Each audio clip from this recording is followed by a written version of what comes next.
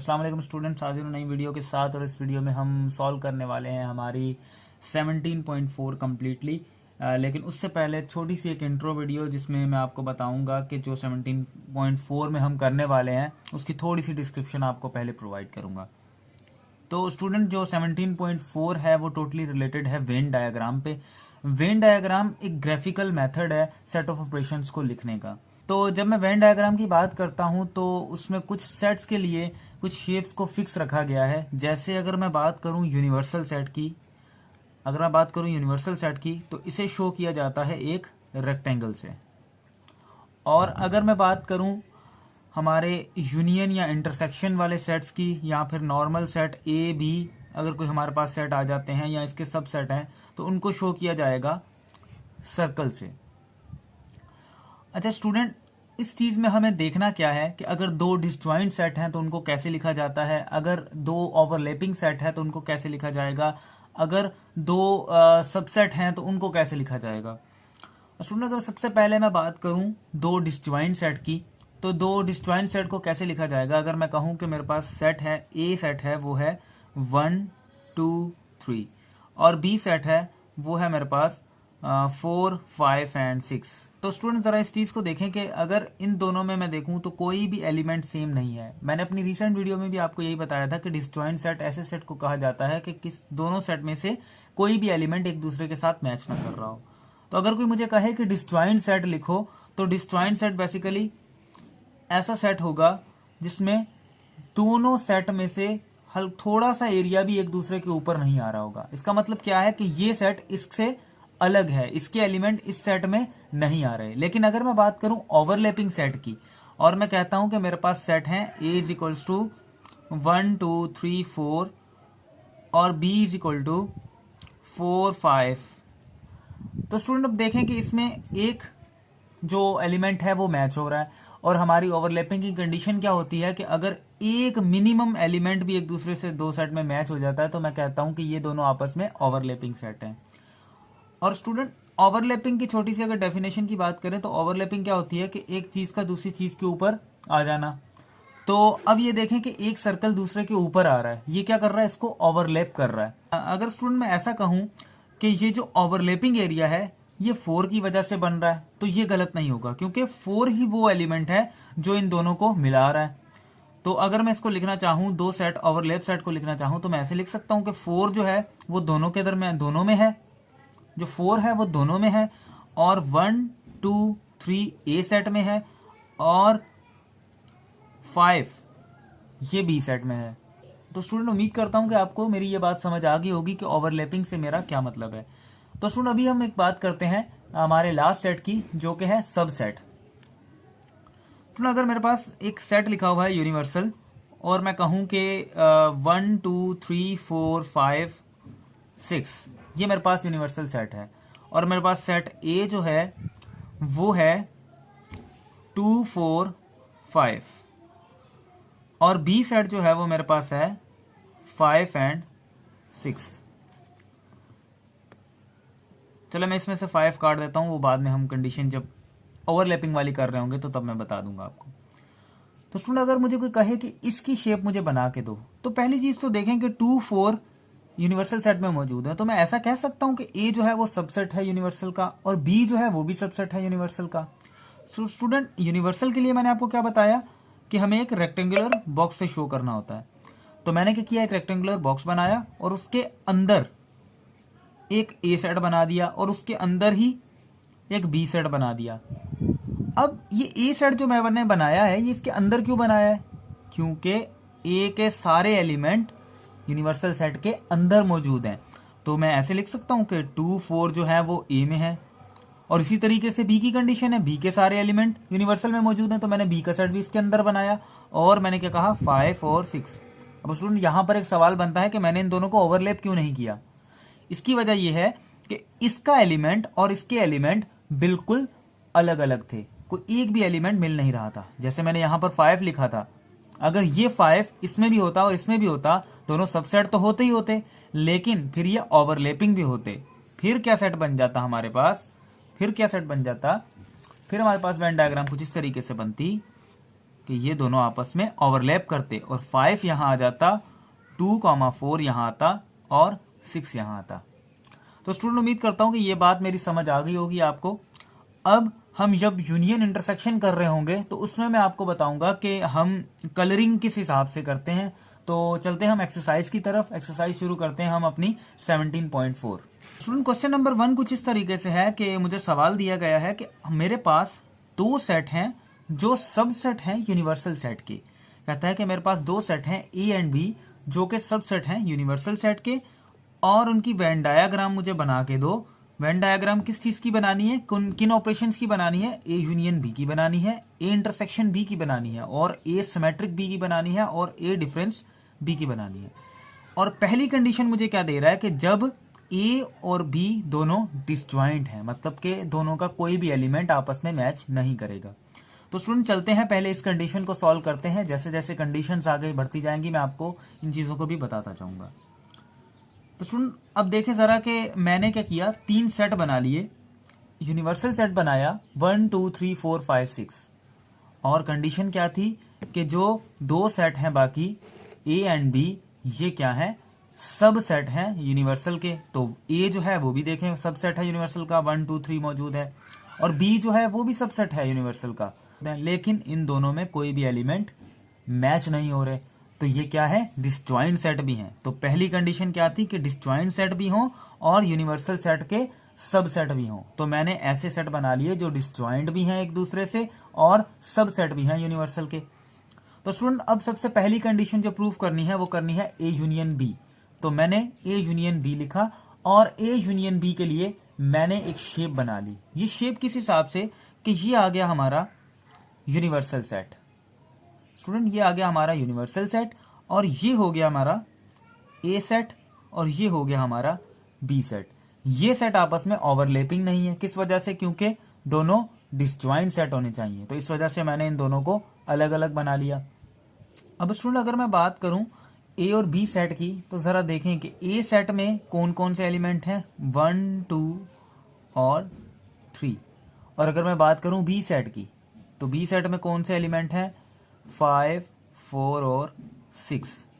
लेकिन स्टूडेंट अगर मैं इन दोनों का यूनियन कर दूं, तो मेरे पास सेट क्या बन जाएगा, मेरे पास सेट बन जाएगा ए यूनियन बी, लेकिन कोई भी सेट आपस में ओवरलैप नहीं होगा। तो इसी वजह से हमने यहां पर ओवरलैपिंग की कंडीशन ही नहीं लगाई। और कलरिंग किस चीज में होगी स्टूडेंट, अगर मैं यहां पर ए यूनियन बी करता हूं तो ए यूनियन बी का मेरा आंसर क्या आएगा, 1 2 3 4 5 एंड 6, ऐसा ही आंसर आएगा मेरे पास। तो स्टूडेंट जो आंसर आए, जो मेरे पास आंसर आए, और आंसर में जो जो एलिमेंट्स मौजूद हों, जहां जहां वो एलिमेंट होगा वहां वहां कलर होगा। कैसे कि मैं क्या कहता हूं कि 1 2 3 मेरे आंसर में है तो ये पूरा रीजन कलर होगा, 4 5 6 मेरे आंसर में है तो ये पूरा रीजन कलर होगा। तो मैं इसको कलर कर देता हूं। तो स्टूडेंट ये हमारा कलर हो चुका है पूरा रीजन। इस तरीके से हम कलर करेंगे कि जो हमारा आंसर आएगा उस आंसर में जो जो एलिमेंट हैं वो जिस बॉक्स में मौजूद होंगे वो सारा रीजन कलर हो जाएगा। तो स्टूडेंट अब देखते हैं कि ए यूनियन बी तो हमने कर लिया। अब दूसरा हमारे पास क्या है कि हमें ए इंटरसेक्शन बी परफॉर्म करना है।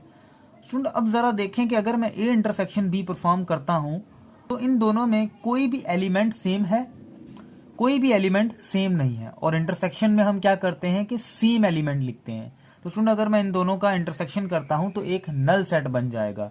तो इसकी वेन डायग्राम बनानी नहीं है, क्योंकि एक नल सेट है। नल सेट होगा तो उसमें कोई वेन डायग्राम में कोई एलिमेंट ही नहीं आएगा। तो स्टूडेंट अगर वेन डायग्राम इसकी बनाना भी चाहो तो एक ऐसी वेन डायग्राम बन जाएगी जिसमें कोई भी एलिमेंट मौजूद नहीं है। तो ये एक नल सेट होगा। अब स्टूडेंट हम मूव करते हैं अपने क्वेश्चन नंबर 3 की तरफ। अब स्टूडेंट हम मूव करते हैं अपने पार्ट नंबर 3 की तरफ, जिसमें हमें इसका सिमेट्रिक निकालना है। तो स्टूडेंट मैंने सिमेट्रिक में आपको बताया था कि सिमेट्रिक में हम क्या करते हैं कि अगर हमारे पास 2 सेट हैं, उन दोनों के दरमियान हमें सिमेट्रिक निकालना है, तो हम क्या करेंगे कि सेम एलिमेंट होंगे वो काट देंगे और जो रिमेनिंग बच जाएंगे वो लिख देंगे। तो स्टूडेंट अगर मैं यहां बात करूं ए और बी इन दोनों के दरमियान सिमेट्रिक परफॉर्म करना है, तो तो ए के एलिमेंट 1 2 3 एंड बी के एलिमेंट 4 5 6, तो इन दोनों के दरमियान कोई भी चीज कॉमन नहीं है, वैल्यूज कटेंगी नहीं। और दूसरी बात ये कि इन दोनों में कोई चीज कटेगी नहीं, तो हमने क्या करना होता है, सिमेट्रिक में रिमेनिंग लिखने होते हैं। तो ये सब के सब एलिमेंट्स दोबारा इसमें आ जाएंगे। तो क्या मैं ऐसा लिख सकता हूं कि ए सिमेट्रिक बी जो मेरे पास आएगा, ये सिमेट्रिक बी जो मेरे पास आएगा वो क्या आएगा, 1 2 3 4 5 एंड 6। स्टूडेंट ये चीजें लिखनी नहीं होती, लेकिन आपको समझाने के लिए मैं चीजें लिख रहा हूं। तो अब मुझे बताएं कि ये दोनों सेट मेरे पास, ये जो ए सिमेट्रिक बी है वो मेरे पास आ चुका है, लेकिन इन दोनों में कोई भी ओवरलैपिंग नंबर नहीं है। तो मैं लिखता हूं कि 1 2 और 3 मेरा इस रीजन में आ जाएगा, 4 5 एंड 6 मेरा इस रीजन में आ जाएगा। ये मेरा ए सेट, ये बी, और ये मेरा यूनिवर्सल सेट है। तो स्टूडेंट अगर मैं इस दोनों में कलर करना चाहूं तो मैं आंसर को देख लेता हूं। आंसर क्या है मेरे पास, 1 2 3 4 5 6। तो जो एलिमेंट्स जहां जहां मौजूद हैं, जिस बॉक्स में है, वो कलर हो जाएगा। तो स्टूडेंट ये चीज जो है हमारी वो कलर हो जाएगी। तो स्टूडेंट अभी हम चलते हैं अपने नेक्स्ट प्रॉब्लम की तरफ, जो कि है ए डिफरेंस बी। स्टूडेंट ए डिफरेंस बी अगर मुझे निकालना है तो डिफरेंस में मैं क्या करता हूं कि जो सिमिलर वैल्यूज होती हैं उनको काटता हूं और जो पहले एलिमेंट पे बच जाते हैं वो लिख लेता हूं। तो स्टूडेंट जरा देखें कि क्या इन दोनों सेट में कोई वैल्यू सिमिलर है। अगर दोनों में कोई वैल्यू सिमिलर ही नहीं है तो कटेगा कुछ नहीं, और अगर कटने ही कुछ रहा तो जो पहले एलिमेंट में होते हैं वो मुझे एलिमेंट लिखने होते हैं। तो क्या होगा, जो पहले एलिमेंट में ए के सारे एलिमेंट मौजूद हैं वही मैं लिख दूंगा। तो स्टूडेंट इसका आंसर क्या आ जाएगा, अगर मैं इसका आंसर लिखना चाहूं तो आंसर कुछ ऐसा हो जाएगा, ए डिफरेंस बी जो है मेरे पास वो आ जाएगा 1 1 2 एंड 3। तो स्टूडेंट अब 1 2 3 तो इसमें ए में है, और स्टूडेंट 4 5 6 बी में मौजूद है, लेकिन कलर कौन सा रीजन होगा, जो चीज मेरे आंसर में आई है। तो आंसर में मेरे पास क्या आया है, 1 2 एंड 3, तो ये रीजन कलर हो जाएगा। और ये मेरा सेट हो गया ए, ये सेट हो गया बी, और ये सेट हो गया यूनिवर्सल। तो स्टूडेंट क्वेश्चन नंबर 2 जो है इसको जरा देखें कि इसमें इसने क्या कहा हुआ है कि हमें जो है दो सेट ऐसे बनाने हैं जो एक दूसरे में ओवरलैप कर रहे हो या एक दूसरे से ओवरलैप कर रहे हो। तो मैंने क्या किया कि दो सेट ऐसे बना लिए जो ओवरलैप कर रहे हैं एक दूसरे से। और क्वेश्चन नंबर 1 की कंडीशन क्या थी कि ये दोनों सबसेट भी होने चाहिए यूनिवर्सल के। तो ये दोनों सेट सबसेट भी हैं यूनिवर्सल के और एक दूसरे के साथ ओवरलैप भी हो रहे हैं। तो स्टूडेंट अब मुझे क्या करना है कि ये जो चार हमारे पार्ट्स हैं इनको प्रूफ करना है, A union B, A intersection B, A symmetric B और ए डिफरेंस बी।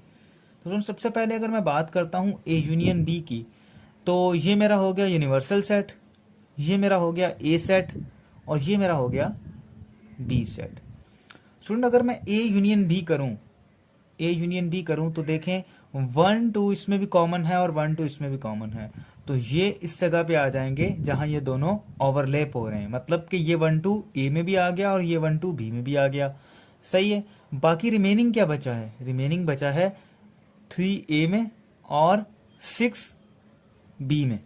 तो स्टूडेंट कुछ इस तरीके से नंबर मैंने लिख लिए। लेकिन स्टूडेंट अगर मैं ए यूनियन बी करता हूं तो मेरे पास नंबर क्या आएंगे, 1 2 3 एंड 6। तो स्टूडेंट अब कलरिंग कौन से नंबर्स में होगी, कलरिंग उन नंबर्स में होगी जो आंसर में नंबर मौजूद हैं। तो 1 2 ये सारा कलर हो जाएगा, ठीक है स्टूडेंट। और देखें 3 भी आंसर में मौजूद है तो ये पूरा बॉक्स कलर हो जाएगा हमारे पास। और देखें 6 भी मौजूद है तो 6 भी पूरा कलर हो जाएगा, ठीक है स्टूडेंट। अब देखें जरा कि हम आ जाते हैं अपने ए इंटरसेक्शन बी पर। स्टूडेंट जब मैं ए इंटरसेक्शन बी की बात करता हूं तो ए सेट मेरे पास क्या है 1 2 3 एंड बी सेट मेरे पास क्या है 1 2 एंड 6। तो इंटरसेक्शन अगर मैं निकालता हूं तो इंटरसेक्शन में हम क्या करते हैं, जो सेम वैल्यूज होती हैं वो लिखते हैं। तो इसमें सेम क्या है, जस्ट 1 एंड 2 दोनों में सेम है, और 1 एंड 2 दोनों में है तो मैंने यहां लिख दिए, 3 यहां आ गया और 6 यहां आ गया। अब स्टूडेंट 1 और 2 दोनों में सेम था तो क्या होगा, आंसर में क्या आएगा अगर ए इंटरसेक्शन बी करूं। तो स्टूडेंट अगर आंसर में मैं लिखूं तो ए इंटरसेक्शन बी का आंसर क्या आएगा, जस्ट 1 एंड 2। तो स्टूडेंट जो आंसर में आया है वही रीजन कलर होगा। ठीक है स्टूडेंट। स्टूडेंट अगर मैं इन दोनों में से सेम काटूं तो 1 2 1 2 दोनों में कट जाएगा, बाकी आंसर में क्या आएगा 3 एंड 6। तो स्टूडेंट अगर मैं ए सिमेट्रिक बी का आंसर लिखना चाहूं तो क्या मैं ऐसे लिख सकता हूं, A symmetric B is equals to 3 and 6। तो स्टूडेंट 1 2 दोनों में है, 3 ए में है, 6 बी में है। ये ए सेट, ये बी सेट और ये यूनिवर्सल। स्टूडेंट तो देखें जरा कि जो आंसर में आया है सिर्फ उस पर कलर होगा। तो आंसर में क्या आया है 3 आया है, तो 3 किस में था, ए वाले पार्ट में था, तो ए कलर हो जाएगा। और स्टूडेंट इसके अलावा क्या आया है मेरे पास 6 आया है, तो 6 कलर हो जाएगा। ठीक है स्टूडेंट। अब देखें जरा 1 2 कलर क्यों नहीं हुआ, क्योंकि वो आंसर में मौजूद नहीं था। लेकिन अगर मैंने इंटरसेक्शन में देखा तो जस्ट 1 2 आया था, तो मुझे सिर्फ 1 2 के पॉइंट को कलर करना पड़ा। तो स्टूडेंट अब हम आ जाते हैं ए डिफरेंस बी पर। स्टूडेंट जब मैं बात करता हूं ए डिफरेंस बी की, तो डिफरेंस में हम क्या करते हैं कि दोनों में सेम एलिमेंट काटते हैं और पहले में जो बच जाते हैं वो लिख लेता हूं। तो स्टूडेंट जरा देखें अगर हम सवाल में, तो दोनों में सेम क्या है 1 एंड 2 दोनों कट जाएंगे। जो पहले में बचेंगे मतलब कि जो ए में बचेंगे वो लिखूंगा, तो सिर्फ 3 बचेगा। तो स्टूडेंट इसका आंसर क्या आएगा अगर मैं लिखना चाहूं, इसका आंसर आएगा A difference B is equals to 3। तो स्टूडेंट 1 2 दोनों में है, 1 एंड 2 दोनों में है, 6 इसमें है बी में, और 3 ए में है। ये ए सेट हो गया, ये बी सेट हो गया और ये यूनिवर्सल हो गया। तो स्टूडेंट 3 किस में है, ए में है, और आंसर में सिर्फ 3 आया है, तो सिर्फ ये रीजन कलर हो जाएगा। ठीक है स्टूडेंट। अब हम चलते हैं अपने नेक्स्ट प्रॉब्लम की तरफ। क्वेश्चन नंबर 1 का जो पार्ट 3 है वो क्या कहता है कि 2 सेट ऐसे हों ए और बी कि ए जो है वो सबसेट हो बी का। तो स्टूडेंट मैंने ऐसे सेट बना लिए कि ये दोनों सबसेट हैं यूनिवर्सल के, लेकिन ए जो है वो भी सबसेट है बी का। देखिए 1 2 3 इसमें मौजूद है और बी में 1 2 3 और एक एक्स्ट्रा एलिमेंट है। तो क्या होगा, ए जो है वो सबसेट होगा बी का, और ए जो है वो यूनिवर्सल का सबसेट है, बी जो है वो भी यूनिवर्सल का सबसेट है। अच्छा तो स्टूडेंट देखें, अब जब मैं बात करता हूं सबसेट की, तो सबसेट का मतलब क्या है कि कोई नंबर कंप्लीटली किसी दूसरे नंबर के अंदर मौजूद है। तो अब देखें ये ए जो है कंप्लीटली इस बी के अंदर मौजूद है, और ये ए और बी दोनों कंप्लीटली यूनिवर्सल के अंदर मौजूद हैं। तो अब देखें कि इसकी डायग्राम कैसे बनेगी। तो ये देखें, ये मेरे पास हो गया यूनिवर्सल, और ये मेरा हो गया बी, और अंदर वाला जो है ये हो गया ए। कि ए और बी दोनों यूनिवर्सल में है, ए और बी दोनों यूनिवर्सल में है, तो दोनों यूनिवर्सल के अंदर आ गए। और ए जो है वो कंप्लीटली बी के अंदर है, तो क्या हुआ, बी के अंदर ए आ गया। तो ऐसे लिखा जाता है वेन डायग्राम के थ्रू सबसेट। स्टूडेंट्स अब अगर मैं इन दोनों का यूनियन करता हूं, इन दोनों का अगर मैं यूनियन करूं, तो ए यूनियन बी का आंसर क्या आ सकता है मेरे पास, ए यूनियन बी का आंसर मेरे पास क्या आएगा स्टूडेंट 1 2 3 एंड 4। तो स्टूडेंट 1 2 3 4 कहाँ आएगा, 1 2 और 3 तो ए में है, और 4 रिमेनिंग जो है वो इसमें आ गया। अब देखें 1 2 3 ए में है और 1 2 3 बी में भी आ गया, और साथ में 4 बी में आ गया। सही है। अब सवाल ये बनता है कि कलर कहां पर होगा। स्टूडेंट कलर कैसे होगा कि 1 2 3 जिस रीजन में है वो तो सारे कलर हो जाएंगे। यही मैंने बताया ना कि आंसर में जो चीज आएगी वो कलर होगी। 1 2 3 कलर हो गया, लेकिन बी वाला 4 भी आंसर में है, तो ये पूरा रीजन भी कलर हो जाएगा। अब हम इसका करते हैं ए इंटरसेक्शन बी। तो स्टूडेंट देखें जरा कि अगर मैं इसका ए इंटरसेक्शन बी करूं, तो सेट मेरे पास क्या है, ए जो है मेरे पास वो 1 2 3 है, बी जो है वो 1 2 3 4 है। इंटरसेक्शन में हम सिर्फ सेम वैल्यूज लिखते हैं। स्टूडेंट अगर मैं इसका इंटरसेक्शन करूं, तो ए इंटरसेक्शन बी मेरे पास क्या आ जाएगा, जस्ट 1 2 एंड 3, और 1 2 एंड 3 ए में है, बी का कोई भी एलिमेंट इसके अंदर नहीं आया, लेकिन बी में 4 मौजूद है, और बाकी यूनिवर्सल। सही है स्टूडेंट। अब देखें अब कलर कौन सा रीजन होगा, जो आंसर में आए हैं 1 2 3 जस्ट आया है, तो 1 2 3 वाला रीजन मतलब कि ए वाला रीजन सारा हमारा कलर हो जाएगा। और स्टूडेंट अगर आंसर में 4 भी आता तो बी वाला रीजन भी कलर होता, लेकिन अब सिर्फ 1 2 3 ही कलर हुआ है। क्यों? क्योंकि हमारा आंसर 1 2 3 रीजन नहीं आया है। अच्छा स्टूडेंट, अब हम क्या करते हैं, एसिमेट्रिक बी को देखते हैं जरा। स्टूडेंट एसिमेट्रिक बी की जब मैं बात करूं तो सिमेट्रिक में मैं क्या करता हूं, जो सेम होते हैं वो काट देता हूं, बाकी रिमेनिंग जो दोनों में बच जाते हैं वो लिख लेता हूं।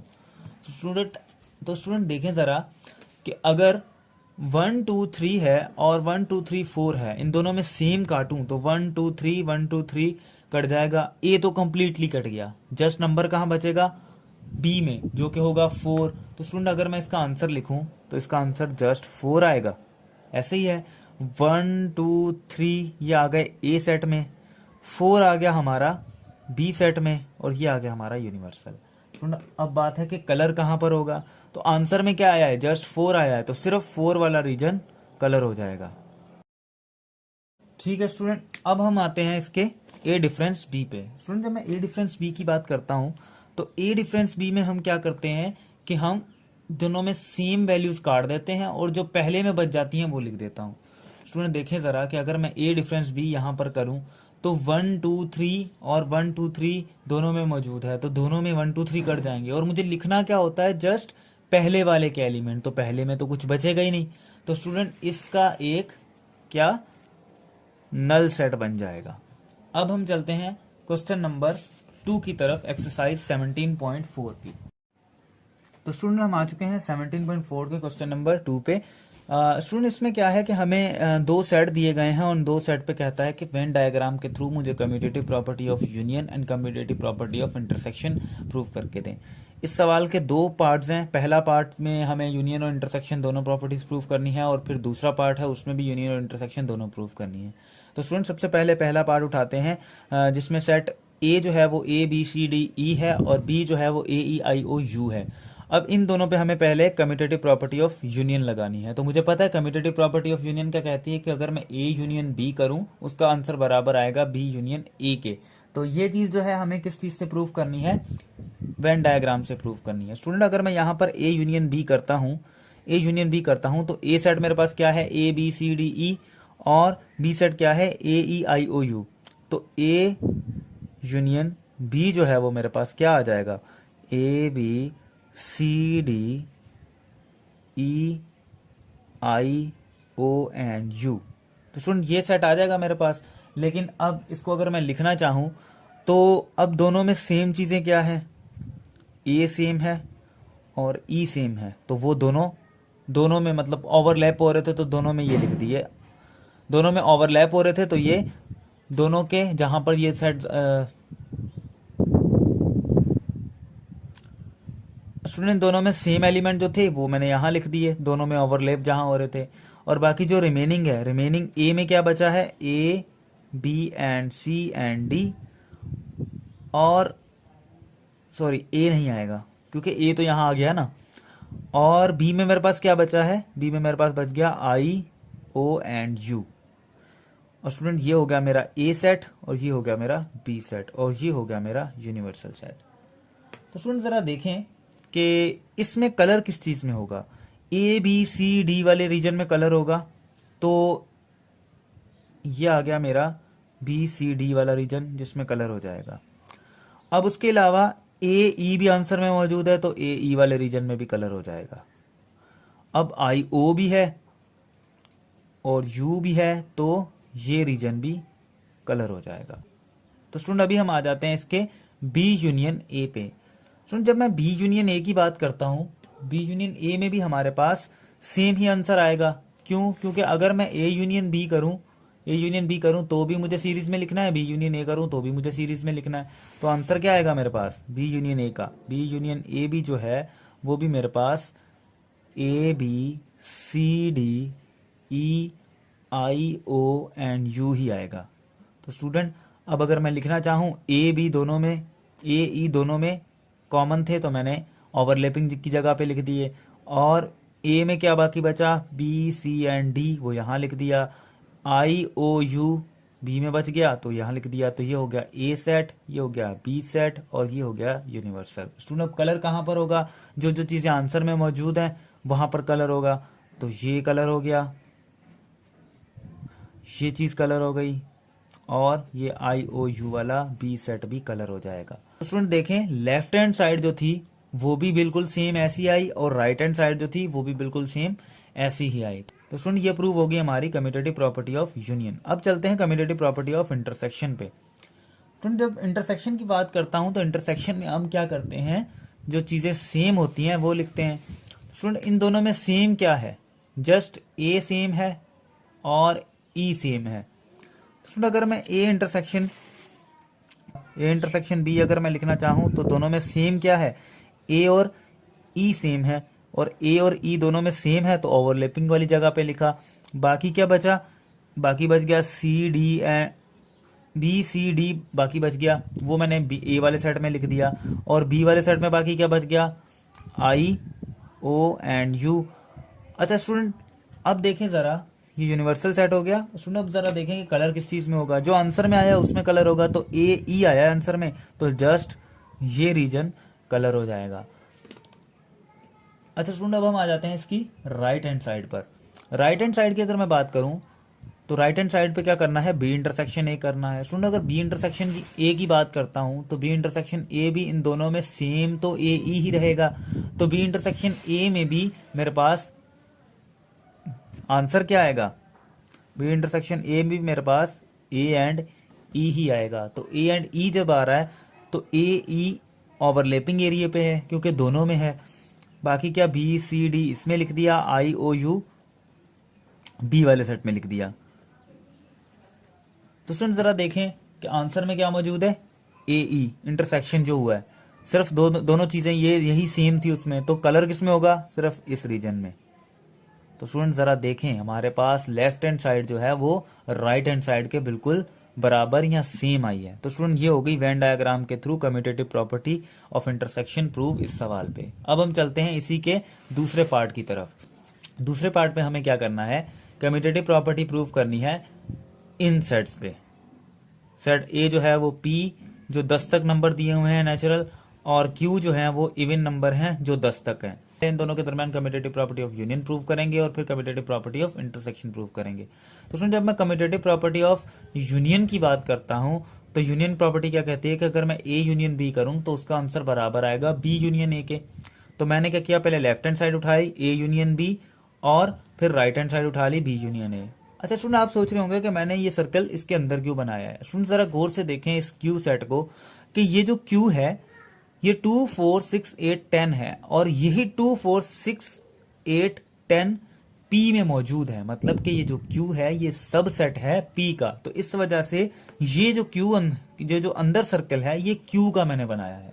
स्टूडेंट अगर मैं लिखूं तो ये हो जाएगा मेरे पास यूनिवर्सल, ये आ गया पी सेट और ये आ गया क्यू सेट। अच्छा स्टूडेंट अब देखें जरा कि मैं अगर इन दोनों का यूनियन करता हूं तो क्या होगा। स्टूडेंट अगर मैं इन दोनों का यूनियन करूं पी और क्यू का तो क्या होगा, दोबारा से 1 2 3 4 5 6 7 8 9 10 ही बन जाएगा, क्योंकि 2 4 6 8 सारे नंबर इसमें मौजूद है और यूनियन में मुझे क्या करना होता है, जस्ट सीरीज बना के लिखना होता है। तो मेरे पास ए यूनियन बी मतलब के P union Q, P union Q जो है वो मेरे पास क्या आ जाएगा, पी यूनियन क्यू जो है वो मेरे पास आ जाएगा 1 2 3 4 5 6 7 8 9 10। तो स्टूडेंट अब हम इसको लिखते हैं कि क्यू के अंदर कौन कौन से एलिमेंट हैं, 2 है 4 है 6 है 8 है एंड 10 है। और अगर मैं बात करूं पी की तो पी के अंदर क्या है, 1 है 3 है 5 है 7 है और 9 है। ठीक है स्टूडेंट, अब देखें जरा कि कलर किस रीजन में होगा। अब 2 4 6 8 10 ये आंसर में मौजूद है तो ये सारा रीजन हो गया कलर, लेकिन 1 3 5 7 9 भी आंसर में मौजूद है तो ये चीज भी पूरी कलर हो जाएगी।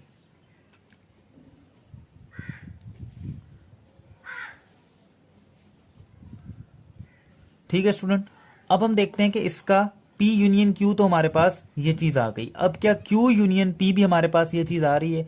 अब क्या है, राइट हैंड साइड क्या है, B यूनियन A मतलब के Q यूनियन P। तो Q यूनियन P जो है हमारे पास, Q यूनियन P जो है वो हमारे पास वो भी सेम ही आएगा, क्योंकि हमें यूनियन में क्या करना होता है, सीरीज में लिखना होता है। अगर मैं इसकी सीरीज भी बनाऊं तो दोबारा 1 2 3 4 5 6 7 8 9 10 ही बन जाएगी। तो Q यूनियन P भी मेरे पास क्या आएगा, 1 2 3 4 अप टू 10 नंबर तक। ठीक है स्टूडेंट, अब देखें जरा कि ये हो गया मेरे पास P सेट, ये हो गया मेरा Q सेट, ये हो गया यूनिवर्सल सेट। तो स्टूडेंट देखें जरा कि अगर मैं P के एलिमेंट लिखूं तो P के एलिमेंट कहाँ आएंगे, 1 3 5 7 एंड 9। और Q के एलिमेंट क्या है, 2 4 6 8 एंड 10। तो स्टूडेंट देखें आंसर में मेरे पास 2 4 6 8 10 भी मौजूद है, तो Q वाला सारा रीजन हो गया कलर। और 1 3 5 7 9 भी मौजूद है, तो क्या हो गया, ये रीजन भी सारा हो गया कलर। ठीक है स्टूडेंट, तो ये हो गया हमारे पास commutative property of union proof. अब आ जाते हैं हम कम्यूटेटिव प्रॉपर्टी ऑफ इंटरसेक्शन पे। तो student commutative property of intersection की जब बात करता हूं तो वो क्या कहती है कि ए इंटरसेक्शन बी जो है वो बराबर होता है बी इंटरसेक्शन ए के। तो इसका मतलब कि यहां पर जो है वो मुझे सिर्फ पी एंड क्यू दिए हुए हैं, तो पी इंटरसेक्शन क्यू जो है वो बराबर होगा किसके, क्यू इंटरसेक्शन पी के। तो स्टूडेंट जब मैं P इंटरसेक्शन Q करता हूं, P इंटरसेक्शन Q करता हूं तो देखें इन दोनों में सेम वैल्यूज क्या हैं, 2 4 6 8 10। तो 2 4 6 8 10 ही इसका इंटरसेक्शन आएगा। तो मैं लिखता हूं P इंटरसेक्शन Q जो है वो मेरे पास आ जाएगा 2 4 6 8 एंड 10।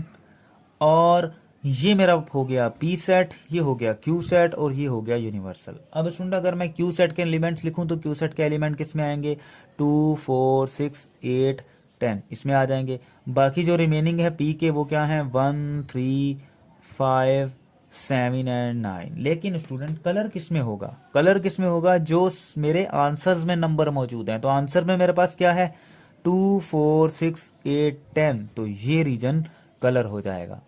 अच्छा स्टूडेंट अब हम आ जाते हैं Q इंटरसेक्शन P पर। Q इंटरसेक्शन P अगर मैं करूं तो स्टूडेंट देखें दोनों में एलिमेंट तो फिर भी वही सेम रहेंगे ना, एलिमेंट तो दोनों में फिर से वही सेम है, 2 4 6 8 10, क्या चाहे Q इंटरसेक्शन P करो या P इंटरसेक्शन Q करो। तो स्टूडेंट इसका आंसर भी क्या आ जाएगा मेरे पास, 2 4 6 8 एंड 10। तो स्टूडेंट जरा देखें 2 4 6 8 10 Q में मौजूद है और 1 3 5 7 एंड 9 P में मौजूद है। ठीक है जी, अब देखें कलर किस में होगा, जो आंसर में आया है। तो आंसर में 2 4 6 8 10 मौजूद है, तो ये रीजन हो गया हमारा कलर। अब देखें स्टूडेंट लेफ्ट हैंड साइड जो है वो बिल्कुल सेम आई है राइट हैंड साइड के, तो ये हमारी प्रूव हो गई कम्यूटेटिव प्रॉपर्टी ऑफ इंटरसेक्शन। तो स्टूडेंट अभी हम चलते हैं इसके क्वेश्चन नंबर 3 की जानिब। तो स्टूडेंट हम आ चुके हैं क्वेश्चन नंबर 3 पे, और क्वेश्चन नंबर 3 में हमें क्या करना है, डिमॉर्गन्स लॉ जो है वो वेन डायग्राम के थ्रू प्रूव करना है। स्टूडेंट वेन डायग्राम के थ्रू डिमॉर्गन्स लॉ अगर मैं प्रूव करूं तो दो कंडीशंस है डिमॉर्गन्स लॉ की। पहली कंडीशन क्या है कि अगर ए इंटरसेक्शन बी का होल कॉम्प्लीमेंट करूं तो उसका आंसर बराबर आएगा A complement union B complement के। और इसकी जो दूसरी कंडीशन है वो है ए यूनियन बी कॉम्प्लीमेंट करूं तो उसका आंसर बराबर आएगा A complement intersection B complement के। सुन हम जस्ट इसमें A intersection B whole complement मतलब कि इंटरसेक्शन वाली कंडीशन को करने वाले हैं, यूनियन वाली सेम टू सेम ऐसी होगी, वो आप खुद कर सकते हैं। सेट्स हमें दिए हुए हैं A B and universal set हमें दिए हुए हैं, हमें जस्ट क्या करना है इसमें, इस पे वेन डायग्राम पे प्रूफ करना है। तो स्टूडेंट मैं क्या करता हूँ, सबसे पहले उठाता हूँ लेफ्ट हैंड साइड। स्टूडेंट जब मैंने लेफ्ट हैंड साइड उठाई तो लेफ्ट हैंड साइड देखें ए इंटरसेक्शन बी का होल कॉम्प्लीमेंट है, तो इसमें भी मुझे पहले ए इंटरसेक्शन बी को सॉल्व करना है और उसके बाद इसका कॉम्प्लीमेंट निकालना है। तो मैं क्या करता हूं, पहले ए इंटरसेक्शन बी को सॉल्व करता हूं।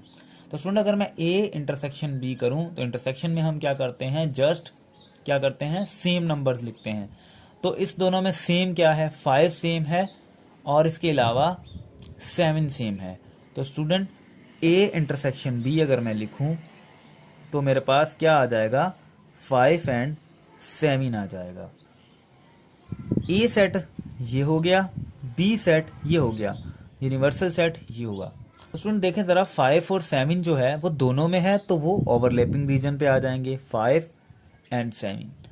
और बाकी ए सेट में क्या नंबर बचे हैं, ए सेट में बच गए 1 3 एंड 9।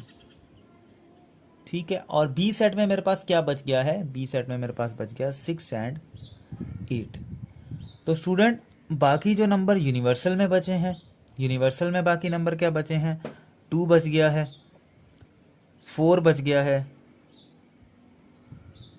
और 10 बच गया है। तो ये आ गए यूनिवर्सल में। अच्छा स्टूडेंट देखें कि कलर किस रीजन में होगा, कलर किस रीजन में होगा। ए इंटरसेक्शन बी किया है तो 5 और 7 हमारे पास सिर्फ आंसर आया है, तो सिर्फ ये रीजन कलर हो जाएगा। स्टूडेंट अब हम कर चुके हैं इसका ए इंटरसेक्शन बी, अब हमें क्या करना है, इस ए इंटरसेक्शन बी का कॉम्प्लीमेंट सॉल्व करना है। तो अब आ जाते हैं हम ए इंटरसेक्शन बी के कॉम्प्लीमेंट वाली कंडीशन पे। ए इंटरसेक्शन बी का होल कॉम्प्लीमेंट करना है। तो स्टूडेंट कॉम्प्लीमेंट आपको पता है कि कैसे निकाला जाता है। कॉम्प्लीमेंट कैसे निकाला जाता है कि मैं क्या करूंगा, u minus A intersection B करूंगा। तो स्टूडेंट जरा देखें कि ए इंटरसेक्शन बी मैं निकाल चुका हूं, मुझे इसको u में से माइनस करना है, मतलब कि डिफरेंस निकालना है। तो डिफरेंस में हम क्या करते हैं कि जो सेम वैल्यूज होती हैं वो काट देता हूं और बाकी जो रिमेनिंग होती हैं पहले टर्म की वो लिख लेता हूं। तो क्या होगा, यहां पर पहला टर्म है यूनिवर्सल, तो यूनिवर्सल के सारे एलिमेंट लिखे जाएंगे, ए इंटरसेक्शन बी में जो एलिमेंट जो सेम होंगे वो कट जाएंगे। तो स्टूडेंट देखें जरा कि यूनिवर्सल सेट 1 2 3 4 5 6 7 8 9 10 और ए इंटरसेक्शन बी मेरे पास क्या है 5 एंड 7, तो 5 और 7 इसमें से कट जाएंगे, बाकी सारे एलिमेंट यूनिवर्सल के इसमें आ जाएंगे। तो स्टूडेंट अगर मैं इसका आंसर लिखना चाहूं तो कुछ ऐसा हो जाएगा कि ए इंटरसेक्शन बी का होल कॉम्प्लीमेंट बराबर होगा 1 2 3 4 6 8 9 एंड 10 के। 4 7 जो था वो तो ओवरलैपिंग था, यहां आ जाएगा 1 3 और 9 ये ए सेट में आ जाएगा और बी सेट में आ जाएगा 8 एंड 6 और बाकी जो एलिमेंट हैं 2 4 और उसके बाद 10 यूनिवर्सल में। तो अब सोचने की बात यह है कि कलर कौन सा रीजन होगा। देखें 3 1 3 9 ये हमारा आंसर में मौजूद है, तो ये रीजन कलर हो जाएगा। स्टूडेंट देखें 8 6 हमारा आंसर में मौजूद है, तो ये रीजन कलर हो जाएगा। और इसके अलावा स्टूडेंट देखें 2 4 और 10 भी हमारा आंसर में मौजूद है, तो क्या होगा कि ये यूनिवर्सल सेट भी कलर हो जाएगा।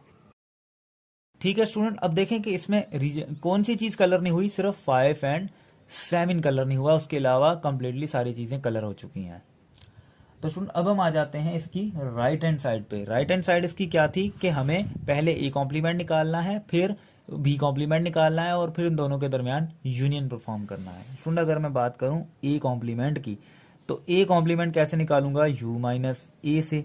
तो यू माइनस ए अगर मैं करना चाहूं तो यूनिवर्सल सेट ये रहा, ए मेरे पास ये रहा, तो 1 3 5 7 9 कट जाएंगे और बाकी जो यू में टर्म बचेंगे वो लिख लूंगा। यू में टर्म कौन से बच जाएंगे, ए कॉम्प्लीमेंट में यू में टर्म बच जाएंगे 2 4 6 8 और 10। तो स्टूडेंट ये मेरे पास एलिमेंट्स बच गए किसमें, ए कॉम्प्लीमेंट में।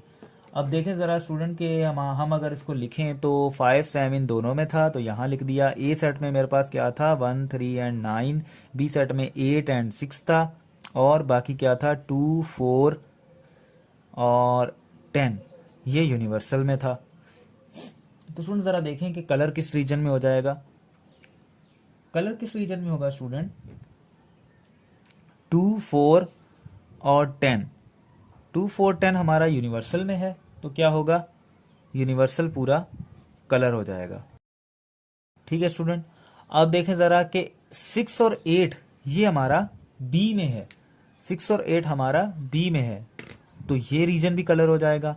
ठीक है स्टूडेंट, अब बी भी कलर हो गया, बाकी बचा क्या, ए और जो दोनों में ओवरलैपिंग थे ये दोनों इन दोनों आंसर में नहीं आए, तो ये कलर भी नहीं हुए। अब आ जाते हैं हम इसके बी कॉम्प्लीमेंट पे। तो स्टूडेंट बी कॉम्प्लीमेंट की जब मैं बात करूंगा तो बी कॉम्प्लीमेंट को जरा देखें कि बी कॉम्प्लीमेंट जो है हमारे पास वो क्या है। बी कॉम्प्लीमेंट हमारे पास है 5 6 7 8 और यूनिवर्सल 1 2 3 4 अप टू 10। तो अगर मैं इनका कॉम्प्लीमेंट निकालूं तो स्टूडेंट कॉम्प्लीमेंट अगर मैं इसका निकालना चाहूं तो ये कुछ ऐसे हो जाएगा, u माइनस बी। तो u माइनस बी अगर करता हूं तो b के एलिमेंट्स कट जाएंगे, बाकी जो यूनिवर्सल में बचे हैं वो लिख दूंगा मैं यहाँ पर, क्योंकि पहले टर्म के वैल्यूज लिखनी होती हैं डिफरेंस में। तो स्टूडेंट अब देखें ज़रा कि u माइनस बी करता हूं तो 5 6 7 यूनिवर्सल में से कट जाएगा और बाकी आंसर आ जाएगा। तो मेरे पास स्टूडेंट u माइनस बी मतलब कि b कॉम्प्लीमेंट क्या हो जाएगा, b कॉम्प्लीमेंट मेरे पास हो जाएगा 1 2 3 4 9 एंड 10। ठीक है स्टूडेंट, अब देखें ज़रा कि अब अगर इनको मैं लिखना चाहूँ तो 5 7 इस रीजन में मौजूद है, 1 3 9 ए में है और बी में 6 और 8 है, 2 4 और 10 यूनिवर्सल में है। तो स्टूडेंट देखें कलर किस चीज़ में होगा, स्टूडेंट 2 4 10 आंसर में मौजूद है तो यूनिवर्सल पूरा कलर हो जाएगा। और स्टूडेंट देखें ज़रा कि 1 3 एंड 9 ये भी आंसर में मौजूद है तो ए सेट मेरा कलर हो जाएगा। बाकी रिमेनिंग क्या बच गया, बी और ओवरलैपिंग एरिया इसमें बच गया। अब स्टूडेंट हमें क्या करना है, A complement union B complement perform करना है। तो A complement union B complement कैसे परफॉर्म करूंगा, ए कॉम्प्लीमेंट में निकाल चुका हूं, बी कॉम्प्लीमेंट में निकाल चुका हूं, दोनों का करूंगा यूनियन। तो स्टूडेंट जरा देखें कि बी कॉम्प्लीमेंट मेरे पास क्या है 1 2 3 4 9 10 और ए कॉम्प्लीमेंट मेरे पास क्या है 2 4 6 8 10। तो स्टूडेंट इन दोनों के दरमियान अगर मैं यूनियन परफॉर्म करता हूं तो ये मेरे पास क्या बन जाएगा, A complement union B complement अगर मैं करता हूं तो ये मेरे पास क्या बन जाएगा 1 2 3 4 और उसके बाद देखें कि 5 नहीं है इसमें और ना ही इसमें है, तो इसके बाद क्या आ जाएगा 1 2 3 4 और उसके बाद आ जाएगा 6, उसके बाद आ जाएगा 8 और उसके बाद आ जाएगा 10।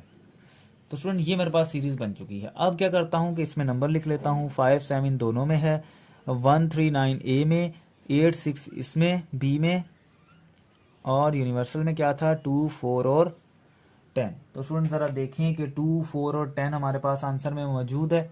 तो जी हाँ 2 4 और 10 आंसर में मौजूद है, तो ये पूरा रीजन हो जाएगा मेरे पास कलर। ये हो गया हमारा कलर। अब देखें ज़रा कि 1 3 9 1 3 9 मेरा जो है 9 भी आना था, सॉरी इसमें 9 भी आएगा क्योंकि 9 इसमें मौजूद था बी कॉम्प्लीमेंट में। ए कॉम्प्लीमेंट बी कॉम्प्लीमेंट करूंगा जब यूनियन तो 9 भी आएगा इसमें। तो स्टूडेंट 1 3 9 जो है वो भी मौजूद है, तो 1 3 9 वाला रीजन भी मतलब कि ए वाला रीजन भी हो गया कलर। अब देखें स्टूडेंट के 8 और 6 भी मौजूद है, तो 8 और 6 वाला रीजन भी हो गया कलर। ठीक है स्टूडेंट, अब देखें जरा कि ये मेरे पास आ गया A complement union B complement. Student ये आ गई थी मेरी लेफ्ट हैंड साइड और ये आ चुकी है मेरी राइट हैंड साइड। स्टूडेंट अगर आप थोड़ा सा गौर से देखें तो इसमें भी 5 7 वाली चीज जो थी वो कलर नहीं हुई और इसमें भी 5 7 वाली चीज कलर नहीं हुई, बाकी हमारा सेट वही आया है। ये हमारा प्रूव हो गया डिमॉर्गन्स लॉ। डिमॉर्गन्स लॉ क्या कहता है कि अगर मैं ए इंटरसेक्शन बी का होल कॉम्प्लीमेंट करूं तो उसका आंसर बराबर आएगा A complement union B complement के। तो स्टूडेंट अभी हम आ चुके हैं इसके क्वेश्चन नंबर 4 पर, और क्वेश्चन नंबर 4 कुछ इस तरीके से है कि हमें एसोसिएटिव लॉ और डिस्ट्रीब्यूटिव लॉ प्रूफ करना है यूजिंग वेन डायग्राम। स्टूडेंट हमें पता है कि एसोसिएटिव लॉ और डिस्ट्रीब्यूटिव लॉ जो है वो 3 सेट्स के लिए होता है, इसीलिए हमें यहाँ पर 3 सेट प्रोवाइड किए गए हैं और यहाँ पर जो मैंने डायग्राम बनाई है उसमें सर्कल्स भी 3 यूज किए हैं। स्टूडेंट अगर मैं बात करूँ एसोसिएटिव लॉ तो उसके भी 2 लॉज हैं, एक इंटरसेक्शन का और एक यूनियन का। इनमें से एक लॉ मैं करने वाला हूँ। एसोसिएटिव लॉ ऑफ इंटरसेक्शन क्या कहता है कि मैं क्या ए इंटरसेक्शन बी करूं और उसको दोबारा उसका आंसर जो है उसको इंटरसेक्शन कर लूं सी से, उसका आंसर बराबर आएगा कि मैं पहले बी इंटरसेक्शन सी कर लूं और उसका आंसर जो है उसको इंटरसेक्शन करूं ए से। तो स्टूडेंट सबसे पहले मैं क्या करता हूं कि लेफ्ट हैंड साइड उठाता हूं और इसको सॉल्व करता हूं। स्टूडेंट अगर मैं लेफ्ट हैंड साइड उठाता हूं तो लेफ्ट हैंड साइड में देखें कि A intersection B intersection C को सॉल्व करना है, तो मुझे पता है कि सबसे पहले मैं ब्रैकेट वाली वैल्यूज को सॉल्व करता हूं, तो मैं पहले ए इंटरसेक्शन बी को सॉल्व करूंगा। तो स्टूडेंट देखें कि यहां पर जो मैंने 3 सर्कल्स बनाए हुए हैं, अब क्या होगा कि ये ए सेट है, ये बी सेट है और ये जो तीसरा आया है अब वो सी सेट है। स्टूडेंट अगर कोई नंबर ए और बी में आ रहा है और सी में नहीं है तो मैं यहां लिखूंगा। अगर कोई ए और सी में आ रहा है और बी में नहीं है तो मैं यहां लिखूंगा। अगर बी और सी में आ रहा है और ए में नहीं है तो मैं यहां लिखूंगा। लेकिन अगर कोई नंबर तीनों में है तो ये जो रीजन है बीच वाला इसमें वो नंबर आएगा, क्योंकि यहाँ पर ये तीनों ओवरलैप हो रहे होंगे। तो स्टूडेंट ज़रा देखें कि कोई ऐसा नंबर है जो तीनों में मौजूद है, कोई ऐसा नंबर है जो दोनों में मौजूद है। तो स्टूडेंट देखें, जो 7 है, 7 वो तीनों में मौजूद है, इसके अलावा तीनों में कोई नंबर नहीं है। स्टूडेंट इसके अलावा तीनों में कोई नंबर नहीं है, सिर्फ 7 मौजूद है। तो 7 जो है वो यहाँ आएगा। और उसके अलावा देखें कि अगर ए और बी सेट में कौन कौन सी चीज़ें कॉमन है, तो ए सेट में 4 है, बी में भी 4 है, तो ए और बी में 4 कॉमन है। फिर इसके अलावा 6 ए में भी है, 6 बी में भी है, तो मैंने 6 लिख लिया। 7 तो दोनों में आ चुका है, 8 ए में भी है, 8 बी में भी है, वो भी मैंने यहाँ पे लिख लिया। अब स्टूडेंट हम क्या देखते हैं कि क्या ए और सी में कोई चीज़ कॉमन है। देखिए स्टूडेंट, ए में और सी में 5 कॉमन है, तो मैंने ए और सी में 5 जो कॉमन था ए और सी वाली वैल्यू में लिख लिया। तो इसके अलावा ए और सी में कोई भी वैल्यू कॉमन नहीं है। 7 कॉमन था, वो सब में था, तो मैंने यहाँ लिख दिया। स्टूडेंट अब देखते हैं कि हमारे पास बी और सी में कोई वैल्यू कॉमन है। बी और सी में सिर्फ 9 कॉमन है, इसके अलावा कोई भी वैल्यू कॉमन नहीं है, तो मैंने 9 को बी और सी के दरमियान लिखा जहाँ पे वो ओवरलैप हो रहे थे। तो स्टूडेंट यहाँ पर ये मेरा सेट जो है वो बन चुका है। अब मुझे क्या करना है कि जो रिमेनिंग एलिमेंट्स हैं वो यहाँ लिख देने हैं। स्टूडेंट अगर मैं ए की बात करता हूँ तो ए में क्या बच गया है पीछे, ए में स्टूडेंट अगर मैं ए की बात करता हूँ तो ज़रा देखें ए में कौन कौन सी वैल्यूज़ बच चुकी हैं। ए में 1 बच गया है, 2 बच गया है, 3 बच गया है, और इसके अलावा 4, 5,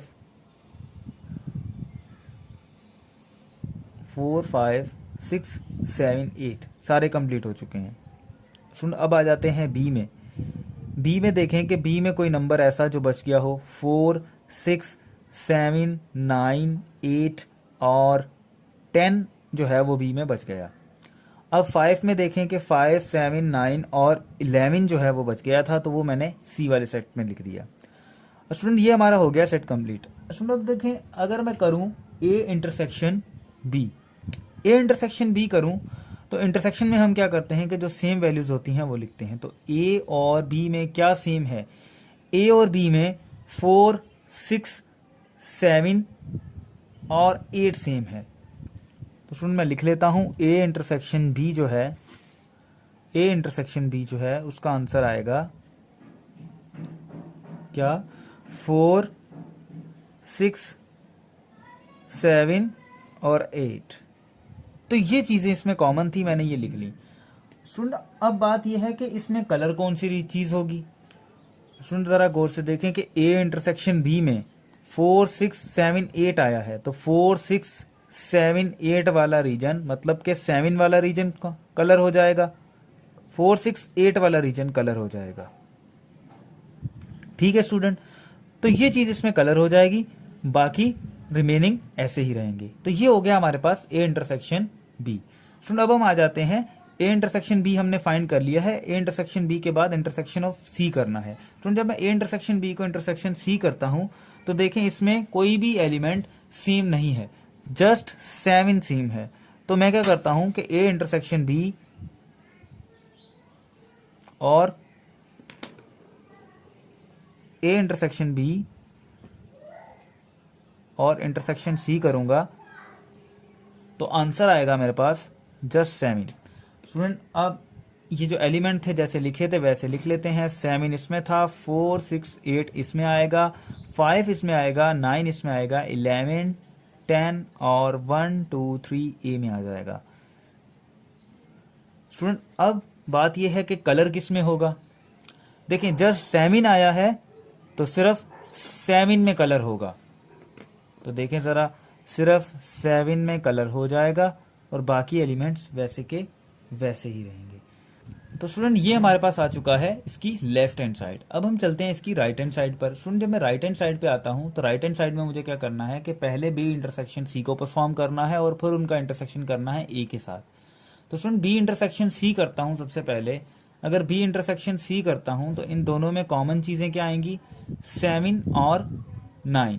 7 और 9 इसमें कॉमन है, 7 और 9 इसमें कॉमन है, तो बी इंटरसेक्शन सी का आंसर आ जाएगा मेरे पास, बी इंटरसेक्शन सी का आंसर मेरे पास आ जाएगा 7 एंड 9। तो स्टूडेंट 7 इसमें आएगा, 9 इसमें, जो हम पहले इस चीज में कर चुके हैं, ये सारे एलिमेंट्स वैसे के वैसे ही रखने हैं, ठीक है।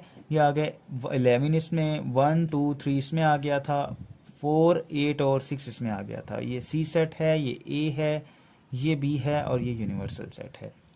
तो स्टूडेंट जरा देखें कि इसमें 7 और 6 जो है वो हमारे पास कलर होगा, क्योंकि 7 और, तो स्टूडेंट जरा देखें कि इसमें 7 और 9 कलर होगा, क्योंकि आंसर में क्या आया है 7 और 9, तो 7 वाला बॉक्स कलर हो जाएगा और 9 वाला रीजन जो है वो कलर हो जाएगा, ठीक है। 7 वाला और 9 वाला रीजन कलर हो गया। तो स्टूडेंट ये आ गया हमारे पास बी इंटरसेक्शन सी। अब स्टूडेंट देखें कि बी इंटरसेक्शन सी हमने कर लिया, अब उसको इंटरसेक्शन ए के साथ भी करना है, तो मैं क्या करता हूं, बी इंटरसेक्शन सी और इंटरसेक्शन ए करता हूं। बी इंटरसेक्शन सी मेरे पास ये आ चुका है, मुझे अब इंटरसेक्शन करना है ए के साथ। तो स्टूडेंट देखें जरा कि अगर A intersection B intersection C करता हूं, बी इंटरसेक्शन सी 7 9 आ चुका है और ए इंटरसेक्शन की जो वैल्यू है वो 1 2 3 4 5 6 7 8 है। अगर मैं बी इंटरसेक्शन सी को इंटरसेक्शन करता हूं ए के साथ तो क्या होगा, जस्ट 7 मैच होगा इन दोनों में और 9 तो इसमें है ही नहीं, तो सिर्फ 7 इसका आंसर आ जाएगा। तो इसका आंसर क्या आ जाएगा, A intersection B intersection C is equal to 7। तो स्टूडेंट 7 यहां पर सब में मौजूद है, 9 बी और सी में है, 5 ए और सी में है, 11 सिर्फ सी में है, 10 सिर्फ बी में है, 4 6 8 ए और बी में कॉमन था, 1 2 3 सिर्फ ए में है। तो ये ए सेट, ये बी सेट और ये सी सेट। सुन, अब बात ये है कि कलर कहां पर होगा, तो कलर देखें जरा, आंसर में सिर्फ 7 आया है, तो आंसर में जो 7 आया है सिर्फ 7 वाला रीजन कलर हो जाएगा। तो स्टूडेंट जरा देखें कि ये लेफ्ट हैंड साइड और ये राइट हैंड साइड एक दूसरे के बिल्कुल सेम आ चुकी है, और यही हमें प्रूव करना था एसोसिएटिव लॉ ऑफ इंटरसेक्शन में कि हमारी लेफ्ट हैंड साइड इक्वल है राइट हैंड साइड के। तो स्टूडेंट अभी हम क्या करते हैं, इस पे एसोसिएटिव लॉ प्रूव कर चुके हैं और हमें डिस्ट्रीब्यूटिव लॉ प्रूव करने का भी बोला गया है, तो हम चलते हैं अभी इसके डिस्ट्रीब्यूटिव लॉ पर। स्टूडेंट अभी हम आ जाते हैं इसकी डिस्ट्रीब्यूटिव प्रॉपर्टी पे और देखते हैं कि डिस्ट्रीब्यूटिव प्रॉपर्टी को कैसे सॉल्व करेंगे। जिस तरीके से हमने एसोसिएटिव प्रॉपर्टी को सॉल्व किया, इसी तरीके से हमें इन्हीं सेट्स के ऊपर ए बी और सी के ऊपर डिस्ट्रीब्यूटिव प्रॉपर्टी को प्रूव करना है। अच्छा स्टूडेंट, डिस्ट्रीब्यूटिव प्रॉपर्टी भी दो होती हैं, एक यूनियन ओवर इंटरसेक्शन की और इंटरसेक्शन ओवर यूनियन की। तो यहाँ पर मैं यूनियन ओवर इंटरसेक्शन वाली प्रॉपर्टी कर रहा हूँ, इंटरसेक्शन ओवर यूनियन आप खुद कर सकते हैं। स्टूडेंट मेरे पास सेट हैं 3 ए बी सी। सबसे पहले मैं क्या करता हूं, इन सेट के एलिमेंट्स को वेन डायग्राम में लिख लेता हूं। देखें स्टूडेंट, सबसे पहले देखें अगर तो ए बी और सी में क्या कॉमन है, 7 तीनों में कॉमन है, तो मैंने 7 यहां लिख लिया। जैसे मैंने अभी थोड़ी रिसेंटली जो एसोसिएटिव प्रॉपर्टी की थी उसमें जो किया था वही इस सेट के एलिमेंट्स इसमें आएंगे, क्योंकि सेट भी सेम है, एलिमेंट भी सेम है, तो इसमें कोई चेंजिंग नहीं आने वाली। अच्छा स्टूडेंट, फिर देखें ये हो गया ए सेट, ये हो गया बी सेट और ये हो गया सी सेट। तो तीनों में जहां सेम था वो 7 था, तो मैंने सारे जहां पर ओवरलैप हो रहे थे वहां 7 लिख लिया। अच्छा स्टूडेंट, अब देखें जरा कि जो है 4 है 6 है और 8 है, 4 है 6 और 8 है, वो ए और बी में सेम है, तो मैंने लिख लिया 4 6 एंड 8 ए और बी में है। अच्छा जी, उसके बाद देखें जरा कि जो 5 है, 5 वो ए में है और उसके बाद सी में है, तो मैंने लिख लिया 5 जो है वो ए में भी है सी में भी है। उसके बाद जरा स्टूडेंट देखें कि बी एंड सी में 9 सेम है, तो मैंने 9 यहां लिख लिया। और इसके अलावा बी एंड सी में कोई चीज सेम नहीं है, तो सी में बाकी क्या बच गया, 5 7 9 हो गया, बाकी क्या बच गया 11, तो मैंने 11 लिख लिया। बी में देखें 4 6 7 8 9, 4 6 7 8 9, ये बी में हो गया, बाकी क्या बच गया 10, तो 10 मैंने यहां लिख लिया। अब ए में देखें 4 6 8 7 5 हो गया, बाकी क्या बच गया 1 बच गया, 2 बच गया, 3 बच गया, तो ये मैंने यहां लिख लिया। स्टूडेंट ऐसे मैंने नंबर लिख लिए। स्टूडेंट अब मुझे डिस्ट्रीब्यूटिव प्रॉपर्टी प्रूव करनी है, तो मैं उठाता हूं इसकी लेफ्ट हैंड साइड जो कि है A union B intersection C. तो स्टूडेंट जब मैं B intersection A union B intersection C कर रहा हूं, तो सबसे पहले मुझे ब्रैकेट को सॉल्व करना पड़ेगा। तो ब्रैकेट क्या है, बी इंटरसेक्शन सी, सॉरी यहां पर इंटरसेक्शन आएगा ना, बी इंटरसेक्शन सी। तो बी इंटरसेक्शन सी को अगर मैं सॉल्व करना चाहूं तो बी जो है वो मेरे पास क्या है 4 6 7 8 9 10 और सी है 5 7 9 11। तो इंटरसेक्शन अगर इन दोनों के दरमियान करूं तो क्या चीज सेम है इन दोनों में, इसमें सिर्फ 7 सेम है और 9 सेम है। तो मैं लिख लेता हूं बी इंटरसेक्शन सी जो है वो मेरे पास 7 और 9 सेम आ रहा है। तो सुन अब सोचे जरा कि कलर किस में होगा। जो चीज आंसर में आई है 7 आंसर में है तो 7 वाला रीजन कलर हो जाएगा, ठीक है। 9 सेम है तो 9 वाला रीजन कलर हो जाएगा, ठीक है स्टूडेंट। तो ये हो गया हमारा बी इंटरसेक्शन सी। अब हम क्या करते हैं कि इस बी इंटरसेक्शन सी को मुझे यूनियन करना है ए के साथ। तो मैं क्या करता हूं A union B intersection C करता हूं। Student A union B intersection C करूं तो बी इंटरसेक्शन सी मेरे पास 7 और 9 आ गया है, और यूनियन मुझे किसके साथ करना है, ए के साथ। तो देखे जरा कि ये पूरे सीरीज में नंबर लिखूंगा क्योंकि यूनियन में हम सीरीज में लिखते हैं। तो A union B intersection C मेरे पास क्या बन जाएगा, A union B intersection C मेरे पास बन जाएगा 1 2 3 4 5 6 7 8 एंड 9। तो स्टूडेंट अब देखें ये नंबर ऐसे आएंगे, 7 सब में है तो यहां लिख लिया, 9 बी और सी में था तो मैंने यहां लिख दिया, और उसके बाद 5 ए और सी में था तो यहां आ गया, इस ओवरलैपिंग एरिया में आ गया। 4 6 8 ए और बी में था तो यहां आ गया। स्टूडेंट ये नंबर नहीं चेंज होने वाले, ये जो एक दफा एक साइड में हमने लिख लिया ना ये यहीं आएंगे 10 और 11, ठीक है स्टूडेंट। अब देखें जरा आंसर के हिसाब से देखेंगे कलर किस में होगा। 1 2 3 आंसर में मौजूद है तो ये सारा रीजन कलर करना पड़ेगा मुझे, ठीक है स्टूडेंट। अब देखें 4 6 8 भी मौजूद है तो ये रीजन भी मुझे कलर करना पड़ेगा। 7 और 9 भी मौजूद है तो 7 वाला रीजन भी कलर करना पड़ेगा, 9 वाला रीजन भी कलर करना पड़ेगा। 5 भी मौजूद है तो 5 वाला रीजन भी मुझे कलर करना पड़ेगा। तो स्टूडेंट ये जो चीज़ है ये कलर हो जाएगी। 11 नहीं था, 10 नहीं था आंसर में तो मैंने उसको कलर नहीं किया। तो ये मेरे पास आ गई इसकी लेफ्ट हैंड साइड। अब हम चलते हैं इसकी राइट हैंड साइड पर। स्टूडेंट अगर मैं राइट हैंड साइड की बात करता हूं तो राइट हैंड साइड मेरे पास क्या है,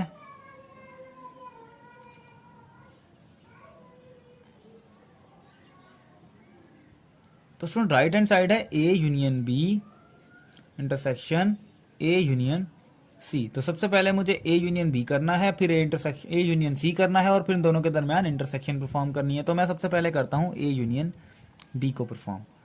तो स्टूडेंट अगर मैं ए यूनियन बी को परफॉर्म करता हूं तो ए सेट मेरे पास ये रहा, बी सेट मेरे पास ये रहा। इसकी अगर मैं यूनियन करूं तो मेरे पास सीरीज में नंबर आ जाएंगे। तो सीरीज अगर इनकी मैं बनाऊं ए यूनियन बी की तो 1 2 3 4 5 6 7 8 और उसके बाद 9 और उसके बाद 10।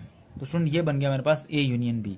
अब नंबर जिस हिसाब से थे वैसे ही लिख लेता हूँ। 7 सब में था, 9 था, 5 ए और सी में था, और 10 सिर्फ बी में है, 11 सिर्फ सी में है, 1 2 3 सिर्फ ए में है, 4 6 8 ए और बी दोनों में है तो यहाँ लिख दिए। अच्छा स्टूडेंट अब बात आ गई कलर की। तो कलर कहाँ पे होगा, 1 2 3 है तो 1 2 3 मतलब कि ए वाला सारा रीजन कलर हो जाएगा। स्टूडेंट 5 भी है तो 5 वाला सारा रीजन कलर हो जाएगा। 4 6 8 भी है तो ये रीजन भी कलर हो जाएगा। अच्छा स्टूडेंट उसके बाद 7 भी मौजूद है तो 7 वाला रीजन भी कलर हो गया। 9 भी है तो 9 वाला रीजन भी कलर हो गया, और 10 भी मौजूद है तो 10 वाला रीजन भी कलर हो गया। तो स्टूडेंट ये आ गया मेरे पास ए यूनियन बी। अब मुझे क्या करना है, ए यूनियन बी में कर चुका हूं, अब मुझे क्या करना है ए यूनियन सी करना है। तो मैं करता हूं ए यूनियन सी। तो स्टूडेंट ए यूनियन सी अगर मैं करता हूं तो ए यूनियन सी को जरा देखें कि सी के एलिमेंट ये रहे, ए के एलिमेंट ये रहे। अब सी के एलिमेंट 5 7 9 11 और ए के एलिमेंट 1 2 3 4 5 6 7 8। इन दोनों के दरम्यान अगर मैं यूनियन परफॉर्म करूं तो ए यूनियन सी का आंसर क्या आ जाएगा, क्या सीरीज बनेगी मेरे पास, 1 2 3 4 5 6 7 8 ये आ गए सारे ए के नंबर। उसके बाद आ गया 9 और 11 सी का, ठीक है जी। अच्छा स्टूडेंट अब इसको जो है इसमें फिल कर लेते हैं। ए सेट ये रहा, बी ये रहा, सी ये रहा। 7 सब में कॉमन था तो ओवरलैपिंग एरिया जहाँ पे सबका बन रहा है वहाँ लिख दिया। 4 6 8 ए और बी में कॉमन है तो यहाँ लिख दिया। 1 2 3 जो है सिर्फ ए में है तो यहाँ लिख दिया। बी जो है सिर्फ 10 जो है वो बी में मौजूद है तो यहाँ लिख दिया। 11 यहाँ लिख दिया। और 5 जो है वो ए और सी में था तो यहाँ लिख दिया। 9 जो है वो बी और सी में था तो यहाँ लिख दिया मैंने। अच्छा स्टूडेंट अब देखें जरा कि कलर किस में होगा। 1 2 3, अब स्टूडेंट जरा देखें कि कलर किस में होगा। 1 2 3 मौजूद है तो ये सारा रीजन कलर हो गया। 4 6 5 भी है, 4 6 और 8 भी है, 7 भी है तो ये सारा रीजन, 7 वाला रीजन, 5 वाला रीजन सारे हो गए कलर। अच्छा जी स्टूडेंट 9 भी मौजूद है तो 9 वाला रीजन भी कवर कलर हो गया। और उसके बाद 11 मौजूद है तो 11 वाला रीजन कलर हो गया। स्टूडेंट अब देखें इस दोनों के दरमियान क्या जो है वो सेम नहीं है, जस्ट 10 सेम नहीं था तो जो 10 वाला रीजन है वो बच गया, बाकी सारे कलर हो गए। सही है, ऊपर वाले में 11 नहीं था। अब क्या है कि ये ए यूनियन बी आ गया, ए यूनियन सी आ गया। अब इन दोनों के दरमियान इंटरसेक्शन परफॉर्म करना है। अब इन दोनों के दरमियान इंटरसेक्शन परफॉर्म करना है। इंटरसेक्शन में हम क्या करते हैं कि जो सेम एलिमेंट होते हैं वो लिखते हैं। तो मैं क्या करता हूं A union B intersection A union C perform करना है मुझे। तो student A union B intersection A union C, इसका आंसर क्या आएगा मेरे पास। स्टूडेंट इन दोनों के दरमियान सेम क्या है, जरा देखें कि इन दोनों के दरमियान सेम क्या है। 1 सेम है, 2 सेम है, 3 सेम है, 4 सेम है, 5 सेम है, 6 सेम है, 7 है, 8 है और फिर 9 है। अच्छा स्टूडेंट तो इसका आंसर क्या आ जाएगा, 1 2 3 4 5 6 7 8 एंड 9। तो स्टूडेंट ये आ गया मेरे पास A union B intersection A union C. अब स्टूडेंट क्या है कि मैं लिख लेता हूं यहां पर इसके नंबर्स। तो नंबर्स लिखता हूं तो 7 आ गया इसमें, ठीक है, और 10 आ गया इसमें। 4 6 8 ए और बी में है, पहले मैं ये लिख देता हूं ए बी सी, ये आ गया यूनिवर्सल। तो स्टूडेंट 4 6 8 ए बी में है, यहाँ लिख दिए। 7 सब में था तो सब जहां पे ओवरलैप हो रहे थे वहां लिखिए। 5 यहाँ लिख दिया और 9 आ गया यहाँ पर, 11 आ गया यहाँ पर, 1 2 और 3 ये यहाँ पर आ गया। स्टूडेंट अब बात है कलर कहाँ पे होगा। 1 2 3 आंसर में मौजूद है तो 1 2 3 वाला रीजन हो गया कलर। 4 6 और 8 भी रीजन आंसर में मौजूद है। 4 6 8 आंसर में मौजूद है तो 4 6 8 वाला आंसर भी जो है वो रीजन है वो भी कलर हो गया। 7 मौजूद है तो 7 भी कलर हो गया। 5 मौजूद है तो 5 भी कलर हो गया। अच्छा स्टूडेंट 9 मौजूद था तो 9 भी कलर हो गया। अच्छा बाकी 10 और 11 नहीं है तो वो कलर नहीं किया। स्टूडेंट अब जरा देखें कि ये जो लेफ्ट हैंड साइड थी हमारे पास, लेफ्ट हैंड साइड थी वो भी यही आई है, 10 और 11 में कलर नहीं हुआ। राइट हैंड साइड है वो भी यही आई है कि 10 और 11 में कलर नहीं हुआ। तो ये हमारी प्रूव होगी student distributive property using Venn diagram. अच्छा तो स्टूडेंट ये थी हमारी एक्सरसाइज 17.4। स्टूडेंट अगर आपको मेरी वीडियो से हेल्प मिलती है तो मेरे चैनल को सब्सक्राइब करें और अपने दोस्तों के साथ शेयर किया करें। थैंक यू, मिलते हैं अपनी नेक्स्ट वीडियो में जिसमें हम सॉल्व कर रहे होंगे एक्सरसाइज 17.5।